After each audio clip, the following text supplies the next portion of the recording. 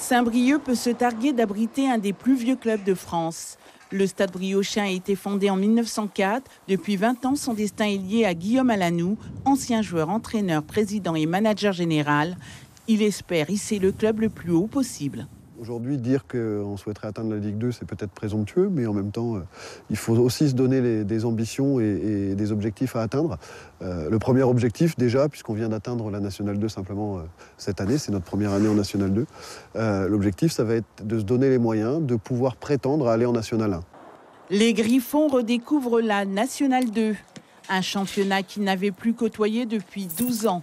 6e de leur groupe, les Briochins comptent 4 victoires, 3 nuls et 3 défaites en 10 journées.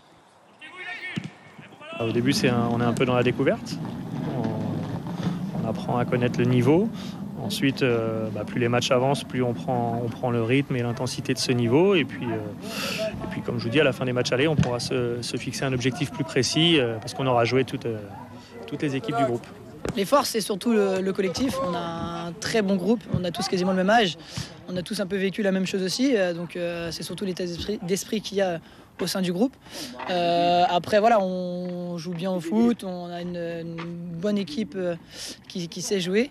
Mais non, voilà, il faut réussir à marquer un peu plus de buts et à en prendre moins aussi, parce que c'est ce qui en ce moment nous fait défaut.